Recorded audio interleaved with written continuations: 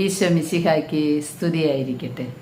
പ്രിയ കൂട്ടുകാരെ, കൃപയുടെ അവസാന മണിക്കൂർ എന്ന പുസ്തകത്തിൻ്റെ രണ്ടാമത്തെ ഭാഗമാണ് നമ്മളിന്ന് വായിച്ച് കേൾക്കാൻ പോകുന്നത്. അതിനു മുൻപ് നമുക്ക് മത്തായിയുടെ സുവിശേഷം 5-ാം അധ്യായം 26-ാമത്തെ വചനം ഒന്ന് ഓർത്തു വയ്ക്കാം. മത്തായി 5:26. അവസാനത്തെ ചില്ലിക്കാശും കൊടുത്തു വീട്ടുവോളം നീ അവിടെ നിന്ന് പുറത്തു വരികയില്ലെന്ന് സത്യമായി ഞാൻ നിന്നോട് പറയുന്നു. അവസാനത്തെ ചില്ലിക്കാശും കൊടുത്തു തീർക്കാതെ നീ അവിടെ നിന്ന് പുറത്തു വരില്ല. പ്രിയ കൂട്ടുകാരെ, ഈശോയുടെ അന്തിമ വിധിയിൽ ഇങ്ങനെയായിരിക്കും. ഇവിടെ ചെയ്തിട്ടുള്ള ഓരോ പ്രവൃത്തികൾക്കും തക്ക പ്രതിഫലം കിട്ടും. മോശപ്പെട്ട പണിക്ക് മോശപ്പെട്ട ഫലമായിരിക്കും കിട്ടുക.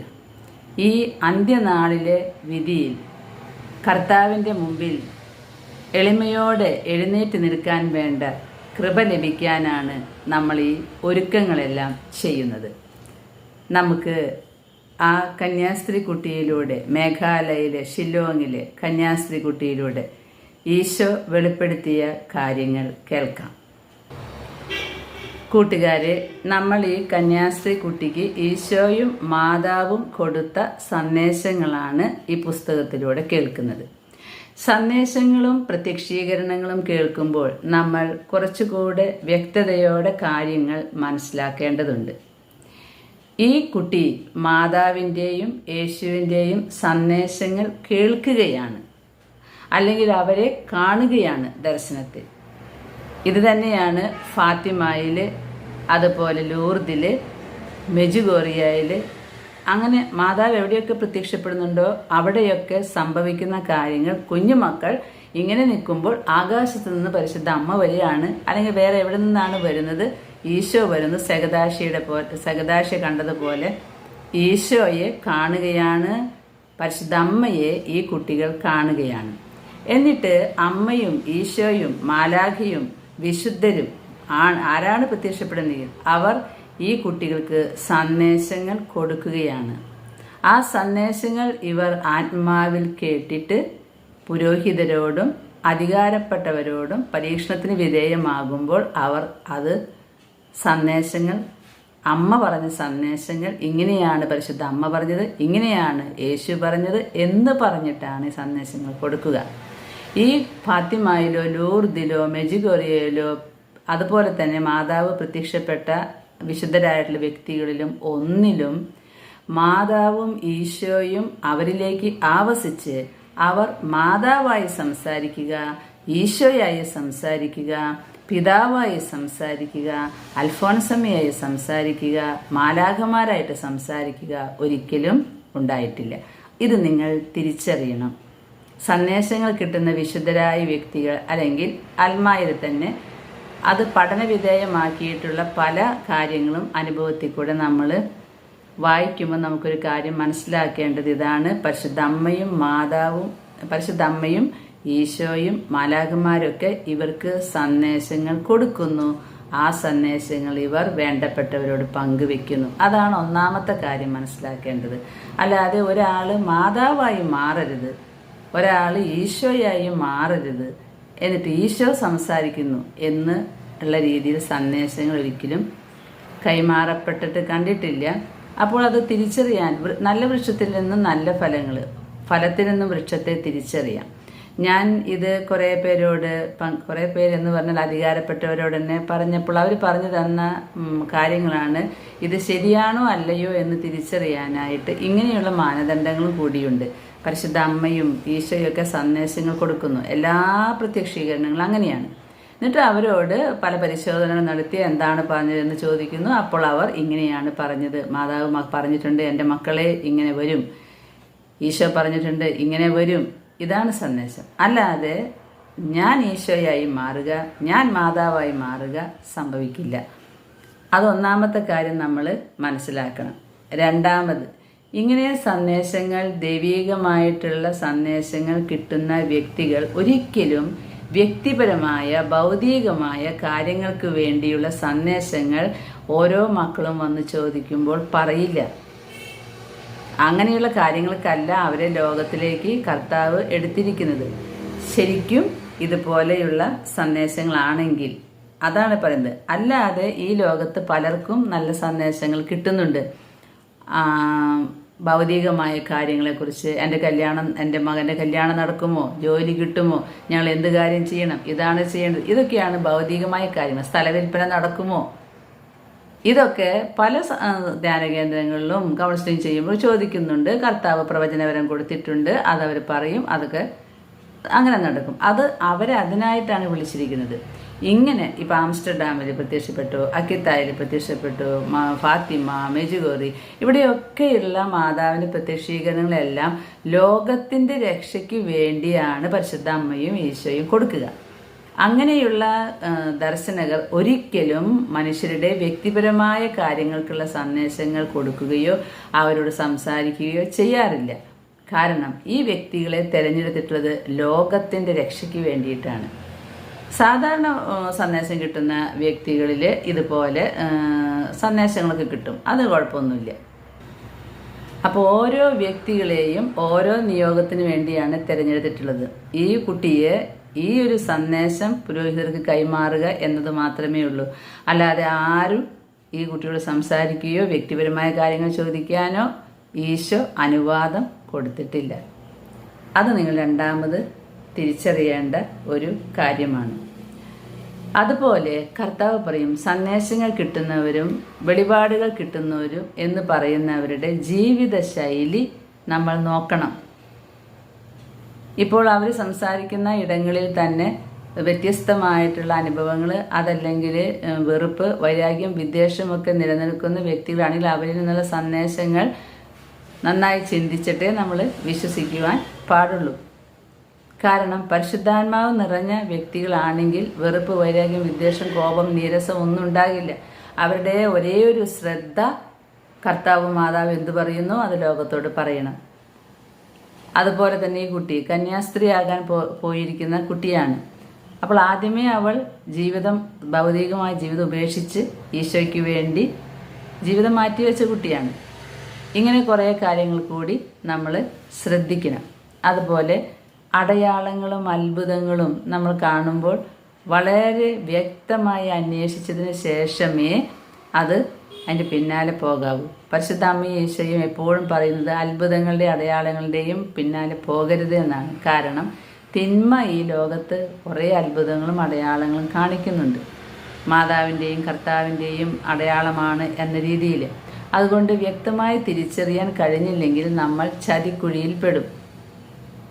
ഈ 3 കാര്യങ്ങളും നമ്മൾ ശ്രദ്ധിക്കണം. ചിലപ്പോൾ ചിലർക്കൊക്കെ ഒരു അടയാളം ആദ്യം ഉണ്ടായിട്ടുണ്ടാകാം, പക്ഷെ പിന്നെ അത് നിർത്തിയിട്ടുണ്ടാകാം. അത് വീണ്ടും വീണ്ടും വീണ്ടും ഉണ്ട് എന്ന് സ്ഥാപിക്കാൻ തിന്മ അവരുടെ മനസ്സിൽ കയറി അടയാളങ്ങൾ ആർട്ടിഫിഷ്യലായിട്ട് ഉണ്ടാക്കുന്നവരുമുണ്ട്. ഈ കാലഘട്ടത്തിൽ നമ്മളെല്ലാതിനെക്കുറിച്ച് ബോധവാന്മാരായിരിക്കണം, ബോധവതികളായിരിക്കണം. പ്രിയ കൂട്ടുകാരെ, നമ്മൾ ഇന്ന് ഈ സിസ്റ്റർക്ക് മേഘാലയയിലെ ഷില്ലോങ്ങിലെ ഈ കന്യാസ്ത്രീ കുട്ടിക്ക് ഈശോ കൊടുത്ത സന്ദേശത്തിൻ്റെ കുറച്ച് കാര്യങ്ങൾ കൂടെ ഞാൻ വായിക്കാം. അന്ത്യനാളുകളെക്കുറിച്ചാണ് ഇന്ന്. അന്ത്യനാളുകളെക്കുറിച്ച് ഇതിൽ പറയുന്നുണ്ട്. അതിൽ അമ്മ കൊടുക്കുന്ന സന്ദേശമാണ്, മക്കളെ, പ്രതിയോഗിയുമായുള്ള നിങ്ങളുടെ ഏറ്റുമുട്ടൽ അതിൻ്റെ അന്ത്യത്തിലേക്ക് എത്തിക്കൊണ്ടിരിക്കുകയാണ്. ആരാണ് പ്രതിയോഗി? പിശാചാണ് നമ്മുടെ പ്രതിയോഗി. അവൻ്റെ ഒപ്പം നമ്മൾ ഫൈറ്റ് ചെയ്യാണ്. അതിൻ്റെ അന്ത്യത്തിലേക്ക് എത്തിയെന്നാണ് പരിശുദ്ധ അമ്മയും ഈശോയും ഈ കുട്ടിയോട് പറയുന്നത്. അതുകൊണ്ട് പറയുന്നുണ്ട്, നിഷ്കളങ്കരായ എൻ്റെ മക്കളെ രക്ഷിക്കുക എന്നത് എല്ലാവരുടെയും ഉത്തരവാദിത്തമാണ്. പ്രിയ കൂട്ടുകാരെ, ഞാൻ ഈ ഒരു വാക്ക് വായിച്ചപ്പോഴാണ് എനിക്ക് മനസ്സിന് ഭയങ്കര പ്രശ്നമായത്. കാരണം അറിഞ്ഞ കാര്യങ്ങൾ മറ്റുള്ളവരെ അറിയിക്കുക എന്നുള്ളത് എൻ്റെ ഉത്തരവാദിത്തമാണ്. ഇല്ലെങ്കിൽ ഞാൻ കണക്ക് കൊടുക്കേണ്ടി വരും. മാതാവും ഈശോയും ഈ കുട്ടിയോട് പറഞ്ഞു, മക്കളെ, നിങ്ങളുടെ വിശ്വാസം നഷ്ടമാകാതിരിക്കാൻ പ്രാർത്ഥിക്കുക, കരുതലോടെ ഇരിക്കുക, ജാഗ്രതയായിരിക്കുക, എല്ലാ കാര്യങ്ങളും നിരീക്ഷിച്ചു കൊണ്ടിരിക്കുക.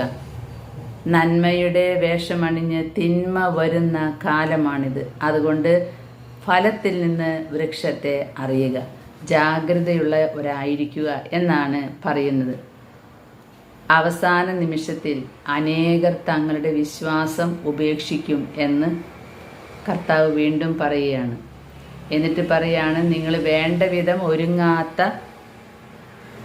ഒരു നിമിഷത്തിലായിരിക്കും, പ്രതീക്ഷിക്കാത്ത നിമിഷത്തിലായിരിക്കും നിങ്ങൾക്ക് ഈ സംഭവങ്ങളെയൊക്കെ നേരിടേണ്ടി വരിക. എന്നിട്ട് പറയുന്നുണ്ട്, ഈ അവസാന കാലത്ത് ചുവന്ന സർപ്പത്തിൻ്റെയും എതിർ ക്രിസ്തുവിൻ്റെയും മണിക്കൂർ ഇതാ ആസന്നമായിരിക്കുന്നു.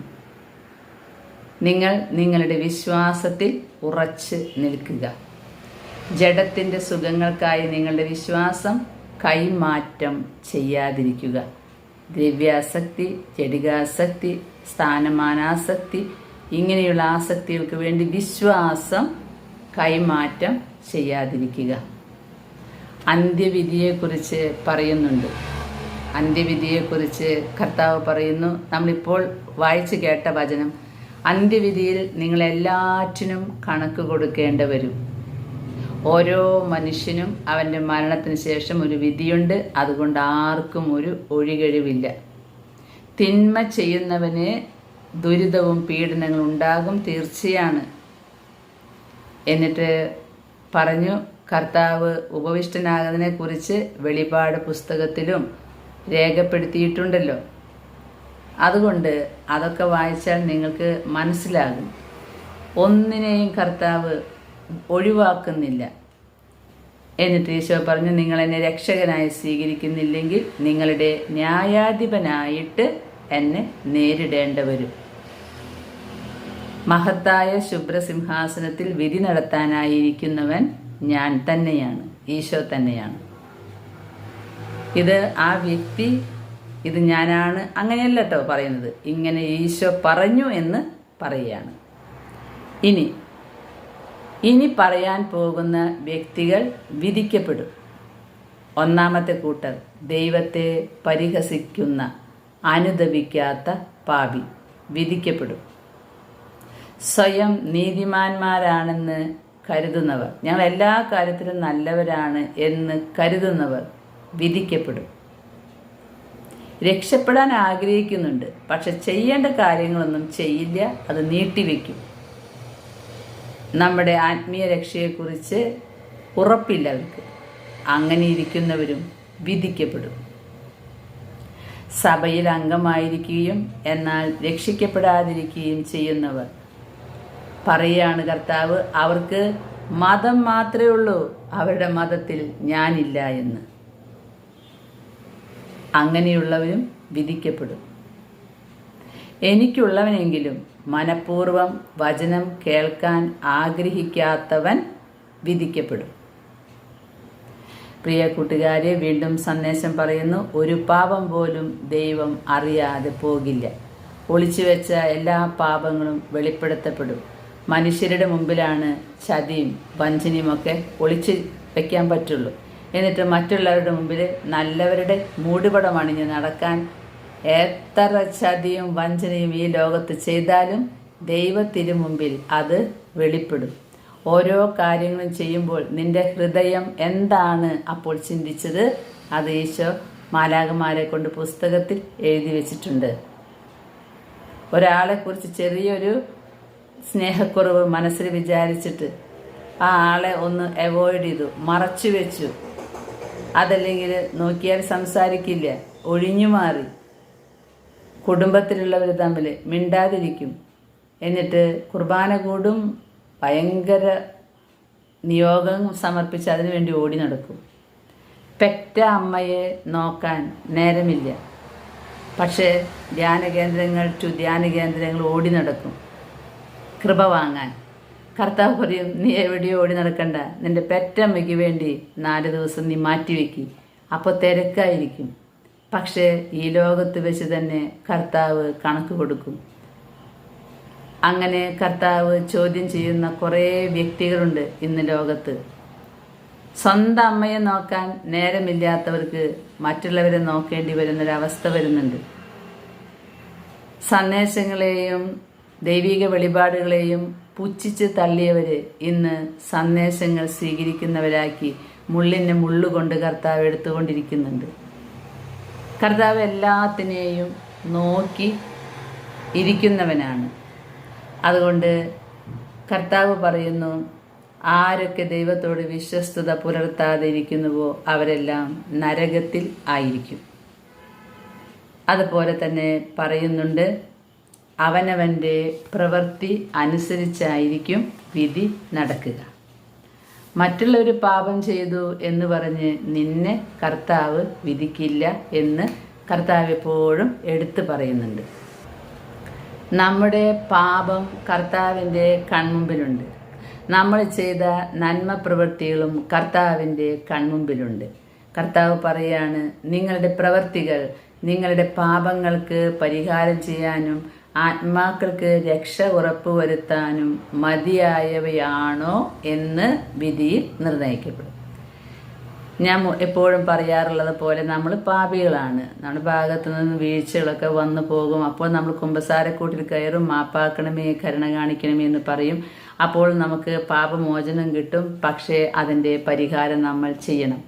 നമ്മൾ ചെയ്യുന്ന ഓരോ കാരുണ്യ പ്രവൃത്തികളും നമ്മളുടെ എളിമപ്പെടലും നമ്മുടെ സഹനവുമെല്ലാം നമ്മുടെ പാപത്തിൻ്റെ പരിഹാരത്തിന് തികയുമോ എന്ന് മാലാഖ അന്ത്യവിധിയിൽ നോക്കും.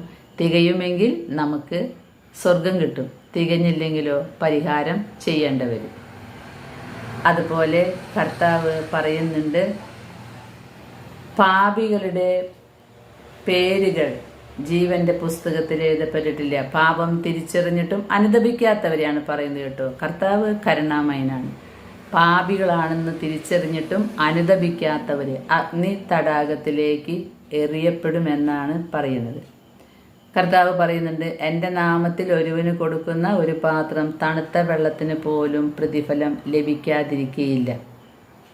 ഒഴിഞ്ഞു മാറാതെ മറ്റുള്ളവരെ ചോദിക്കാൻ നിൽക്കാതെ സഹായിക്കുന്നതാണ് കൂടുതൽ പരിഹാരം, നമ്മുടെ പാപങ്ങൾക്ക് പരിഹാരമാവുക. അതുപോലെ രണ്ടാം വരവിനെ കുറിച്ച് കർത്താവ് പറയുന്നുണ്ട്, സത്യത്തെ അറിഞ്ഞിട്ടും അറിവ് ലഭിച്ചിട്ടും അനുതാപത്തെക്കുറിച്ച് ഒരുപാട് കേട്ടിട്ടും അതുപോലെ തന്നെ ജീവിക്കുകയാണെങ്കിൽ പിന്നെ പാപിക്ക് വേണ്ടി അർപ്പിക്കപ്പെടാൻ ഒരു ബലി അവശേഷിക്കുന്നില്ല. പിന്നെ നിങ്ങളെ ദഹിപ്പിക്കുന്ന അഗ്നിക്കും മറ്റുള്ള കാര്യങ്ങൾക്കും വേണ്ടി കാത്തിരിപ്പ് മാത്രമേ ഉള്ളൂ. വേറെ ഇനിയൊരു ബലിയില്ല. ചെമ്മരിയാടുകളെ കോലാടുകളിൽ നിന്ന് എന്നതുപോലെ ഞാൻ നിങ്ങളെ വേർതിരിക്കും.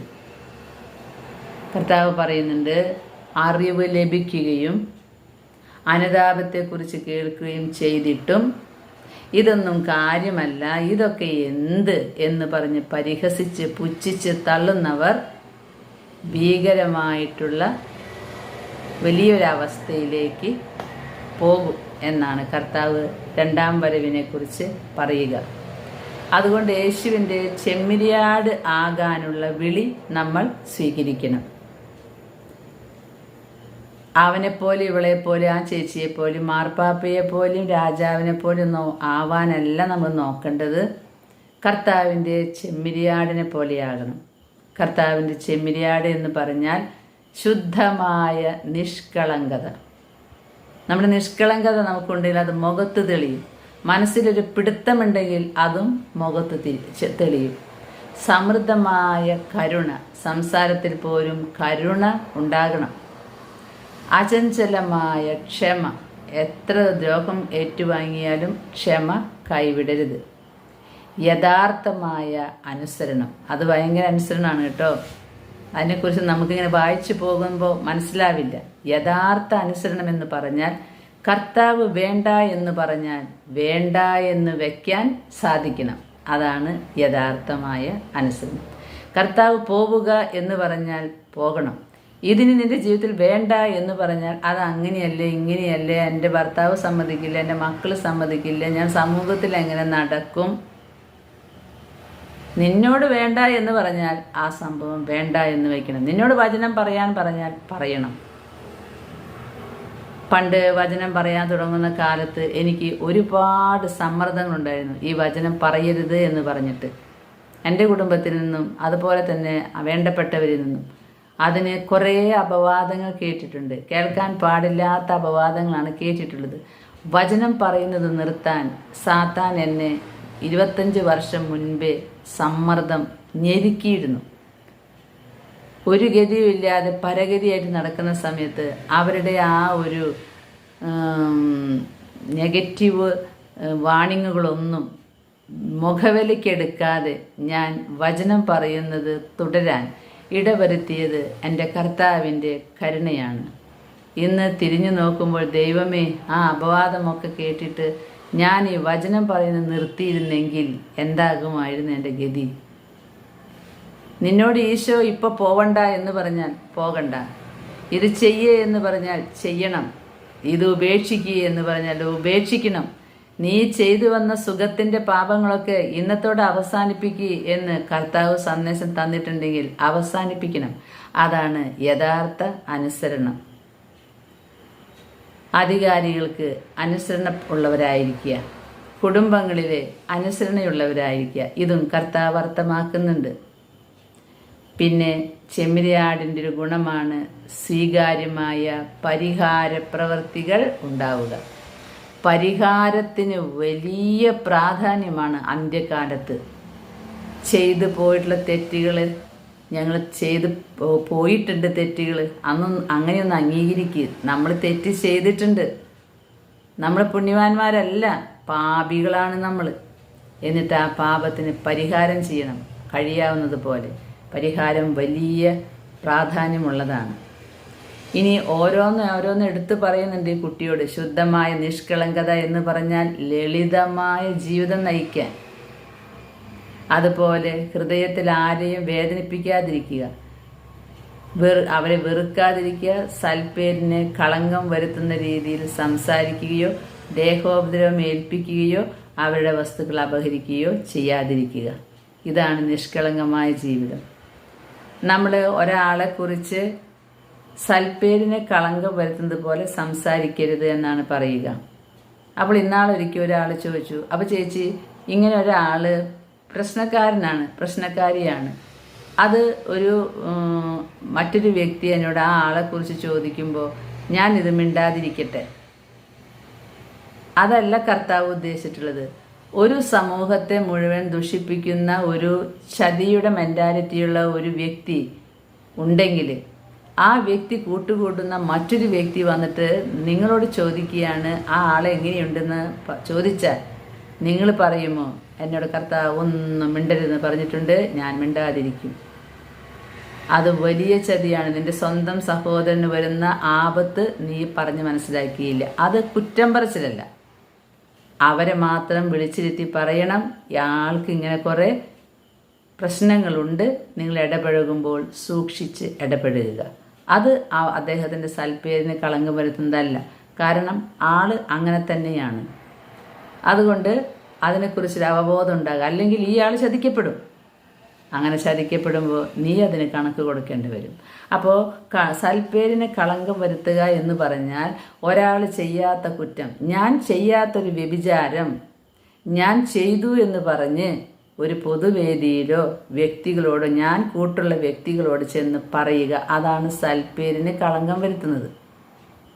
ഞാനൊരു വ്യഭിചാരിയാണെങ്കിൽ എന്നോട് കണക്ഷനുള്ള ആളുകൾ അവിടെ പോയിട്ട് ചോദിക്കുമ്പോൾ കൃത്യമായിട്ട് അവർ പറയണം, ഇങ്ങനെയൊരു തെറ്റ് ആ വ്യക്തിയിലുണ്ട്, ഇടപഴകുമ്പോൾ സൂക്ഷിക്കണം.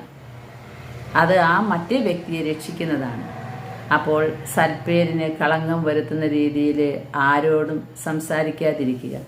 പണ്ടൊരിക്കൽ പ്രാർത്ഥനയെക്കുറിച്ച് ഒരു ബാഡ് ഇംപ്രഷൻ എൻ്റെ കൂട്ടത്തിൽ നിന്ന് തന്നെയാണ് ഒരു വ്യക്തി വന്ന് അധികാരികളോട് പോയിട്ട് പറഞ്ഞിട്ടുണ്ട്. അത് സൽപ്പേരിന് കളങ്കം വരുത്തും. അതില്ലാത്ത ഒരു കാര്യമായിരുന്നു. പാപിയായ ഒരു മനുഷ്യൻ പറയുന്നത് കേട്ടിട്ടാണ് കേട്ടതേ പാതി ചെന്ന് പറഞ്ഞത്. എല്ലാ കാര്യങ്ങളും കേൾക്കുമ്പോഴും കാണുമ്പോഴും ഓടിച്ചെന്ന് ആരോടും പറയരുത്. അതിന് നമ്മുടെ ജീവിതത്തിൽ അനുഭവം ഉണ്ടായിട്ടുണ്ടെങ്കിൽ നമുക്ക് ഉറപ്പായും പറയാം, എൻ്റെ ജീവിതത്തിലുണ്ടായ അനുഭവമാണ് എന്ന് പറയാം. അല്ലാതെ മറ്റൊരു വ്യക്തികളെക്കുറിച്ച് കളങ്കം വരുത്തരുത്. അങ്ങനെ വരുത്തിയാൽ നിന്റെ സ്വന്തം കുടുംബത്ത് നിന്നെക്കുറിച്ചും നിന്റെ മക്കളെക്കുറിച്ചും മറ്റുള്ളവരെ കളങ്കപ്പെടുത്താൻ കർത്താവ് ഇടവരുത്തും. ചെയ്യാത്ത കുറ്റങ്ങൾ ചെയ്തു എന്ന് പറഞ്ഞൊരിക്കലും ദൂഷണം പറയരുത് എന്ന് കർത്താവ് പറയുന്നു.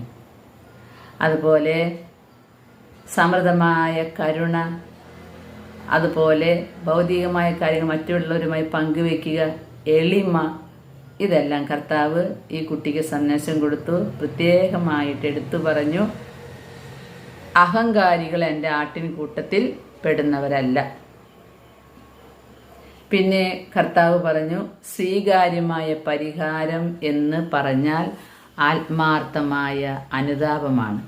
ഏറ്റവും ആദ്യത്തെ പരിഹാരം, ഞാൻ തെറ്റാണ് ചെയ്തത്, ദൈവമേ തെറ്റിപ്പോയി കർത്താവേ, ഇനി ചെയ്യാതിരിക്കാനുള്ള കൃപ തരണമേ. ആത്മാർത്ഥമായ അനുതാപമാണ് പാപങ്ങളുടെ ഏറ്റവും ആദ്യത്തെ പരിഹാരം. പിന്നെ ഉണ്ടായ നഷ്ടങ്ങളൊക്കെ നമ്മൾ പരിഹരിച്ചു കൊടുക്കണം. അതുപോലെ അന്ത്യനാളുകളുടെ അടയാളങ്ങൾ കർത്താവ് പറയുന്നുണ്ട്. ഞാനിതെല്ലാം നിങ്ങൾക്ക് മുന്നറിയിപ്പ് തരികയാണ് എന്നാണ് പറയുന്നത്.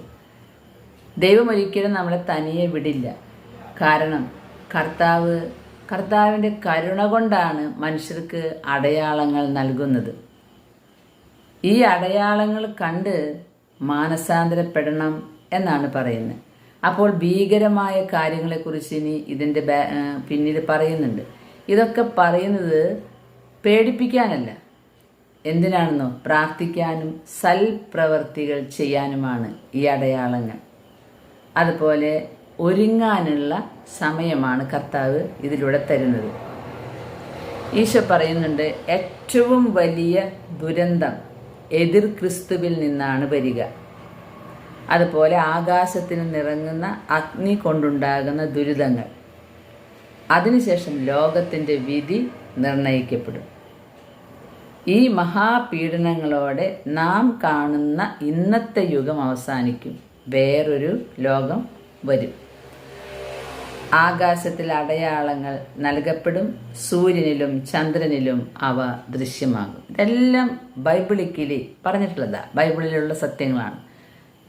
ഇതൊക്കെ സംഭവിക്കും. അതുപോലെ സൂര്യനിൽ അടയാളം വരുന്നതിനെ കുറിച്ച് പറയുന്നുണ്ട്, ഞാനാണ് സൂര്യൻ. മനസ്സിലായോ? ഞാനാണ് നീതിയുടെ സൂര്യൻ. പക്ഷേ എങ്ങനെയാണ് ഈ സൂര്യൻ്റെ പ്രകാശം മങ്ങുക? എതിർ ക്രിസ്തു വന്ന് ഈ കാലഘട്ടത്തിൽ സകല മനുഷ്യരുടെയും ഹൃദയത്തിൽ ആസക്തികളെ കൊണ്ട് നിറയ്ക്കും. അങ്ങനെ കർത്താവിലുള്ള വിശ്വാസം നഷ്ടപ്പെടുത്തും. അപ്പോൾ ഈ നീതി സൂര്യൻ പിന്നെ പ്രകാശിക്കുകയില്ല. അധികാരം, പദവികൾ, ബഹുമതി, ജഡികമായ ആഗ്രഹങ്ങൾ, ഫാഷൻ ഭ്രമം, മറ്റുള്ളവരെ പാപത്തിലേക്ക് നയിക്കുക, ഇങ്ങനെയുള്ള പാപം മൂലം നീതി സൂര്യൻ മറയ്ക്കപ്പെടുകയാണ് ചെയ്യുന്നത്. അതുപോലെ ചന്ദ്രനിലുള്ള അടയാളം, ചന്ദ്രൻ പരിശുദ്ധ അമ്മയുടെ പ്രതീകമാണ്. ഇപ്പോൾ നമ്മൾ കാണുന്നത് സഭയുടെ അന്ത്യനാളുകളാണ്. കാരണം എങ്ങനെയാണോ ഈശോ സഭയെ സ്ഥാപിച്ചത് അതിൻ്റെ എല്ലാ ഫോമും നഷ്ടമായി കഴിഞ്ഞു. പരസ്പരം വെറുപ്പും വൈരാഗ്യവും വിദ്വേഷവും ഈഗോയുകളും താഴാനുള്ള മനോഭാവം ഇല്ല. ഞാനാണ് ശരി, ഞാൻ പറയുന്ന പോലെ കാര്യങ്ങൾ ഇങ്ങനെ നടക്കണം, ഇതൊക്കെയാണ് ഇപ്പോൾ നടന്നുകൊണ്ടിരിക്കുന്നത്. ഭക്ഷണാസക്തി, അത്യാഗ്രഹം, ഇതെല്ലാം ഇപ്പോൾ നടമാടിക്കൊണ്ടിരിക്കുകയാണ്. കർത്താവ് പറയുന്നു, ഞാൻ നിന്നോട് മുൻകൂട്ടി പറയുന്നു, എതിർ ക്രിസ്തു ആദ്യം വരും, അതിനുശേഷം വ്യാജ പ്രവാചകന്മാരും വരും. അവർ കഴിയുമെങ്കിൽ തെരഞ്ഞെടുക്കപ്പെട്ടവരെ പോലും വഴിതെറ്റിക്കാൻ പാകത്തിലുള്ള വലിയ അടയാളങ്ങളും അത്ഭുതങ്ങളും പ്രവർത്തിക്കും. അവിടെയാണ് നമ്മൾ കരുതലോടെ ഇരിക്കേണ്ടത്. തെരഞ്ഞെടുക്കപ്പെട്ടവർക്ക് പോലും മനസ്സിലാവില്ല ഈ അടയാളം സാത്താനിൽ നിന്നാണെന്ന്. അവിടെയാണ് പ്രശ്നം വരിക. അങ്ങനെ ഭാവി പ്രവചിക്കും, പല പ്രവൃത്തികളും ചിലപ്പോൾ സാത്താനായിരിക്കും ഇത് കൊടുക്കുക. അതുകൊണ്ട് പറഞ്ഞു, നിങ്ങൾ വഞ്ചിക്കപ്പെടാതെ ഇരിക്കുക എന്നാണ് കർത്താവ് പറയുന്നത്. പ്രിയ സഹോദരങ്ങളെ, ഇനിയും ഇതിൽ വളരെ ലളിതമായ രീതിയിൽ കാര്യങ്ങൾ പറഞ്ഞു കൊടുക്കുന്നുണ്ട്. വലിയ പീഡനങ്ങൾ വരുമ്പോഴും കർത്താവ് പറയുന്നുണ്ട്, എൻ്റെ സഭയെ തകർക്കാൻ പറ്റില്ല, പക്ഷേ തളർത്തും. എങ്കിലും കുറച്ചു കാലം അവനിങ്ങനെ ഭരണം നടത്തും. അത് കഴിഞ്ഞാൽ കർത്താവ് പറയുകയാണ്, നമുക്ക് ലോകത്ത് വെളിച്ചമൊന്നും ഉണ്ടാകില്ല. കാരണം ഈ അന്ധകാരം വ്യാപിക്കുന്നതുകൊണ്ട്, പാപം. അതുപോലെ പറയുന്നുണ്ട്, കർത്താവ് എൻ്റെ ഭവനങ്ങൾ ഹോട്ടലും ഭക്ഷണശാലയും വ്യഭിചാരശാലയുമായി മാറിക്കൊണ്ടിരിക്കുക. അതുപോലെ പിശാച് എല്ലാവരെയും പാപത്തിൽ ഉൾപ്പെടുത്തിയതുകൊണ്ട് ലോകം അന്ധകാരമായി മാറിക്കൊണ്ടിരിക്കുക. കുറച്ച് നാളത്തേക്ക് അവന് സൂര്യനെയും ചന്ദ്രനെയും ഇരുട്ടിലാക്കും. അത് ദൈവം അനുവദിച്ചിട്ടാണ്. അത് കഴിയുമ്പോൾ കർത്താവ് പറയുകയാണ്, കർത്താവിൻ്റെ വലിയ അത്ഭുതങ്ങൾ, അടയാളങ്ങൾ കാണാൻ കഴിയും. പ്രിയ കൂട്ടുകാരെ, അടുത്ത പങ്കുവയ്ക്കലിൽ നക്ഷത്രങ്ങളിലെ അടയാളങ്ങളും മഹാപീഡനത്തിൻ്റെ കാര്യങ്ങളും നമുക്ക് കേൾക്കാം. എല്ലാം കേൾക്കുമ്പോഴും നിങ്ങൾ ഓർക്കണമേ, ഇത് നമ്മളെ ഭയപ്പെടുത്താനല്ല, നന്മ ചെയ്ത് ജീവിക്കാൻ വേണ്ടിയാണ്. ചെയ്തു വന്നിരുന്ന വെറുപ്പ്, വിദ്വേഷം, കോപം, പരദൂഷണം എല്ലാം നിർത്തി ദൈവത്തിന് ഇഷ്ടപ്പെട്ട രീതിയിൽ ജീവിച്ച് അന്ത്യവിധിയിൽ ദൈവീകമായ മനസ്സോടെ ഈശോയുടെ മുമ്പിൽ നിൽക്കാനാണ്. നമുക്ക് നമ്മുടെ ജീവിതങ്ങളുടെ കുറവുകളൊക്കെ നോക്കാം. അതൊക്കെ ഒന്ന് മാറ്റിക്കളയാനുള്ള ഒരുക്കം നമുക്ക് തുടങ്ങാം. പാട്ടിലെങ്ങനെയാണ് പറഞ്ഞ്, ഒരുങ്ങിയിട്ടുണ്ടോ വിശുദ്ധിയുടെ പടവുകൾ തികച്ച് പറക്കാൻ നീ ഒരുങ്ങിയിട്ടുണ്ടോ? വിശുദ്ധിയാണ് വേണ്ടത്. നമുക്കതിനായിട്ട് പ്രാർത്ഥിക്കാം. ദൈവം നമ്മെ അനുഗ്രഹിക്കട്ടെ. ആമേൻ.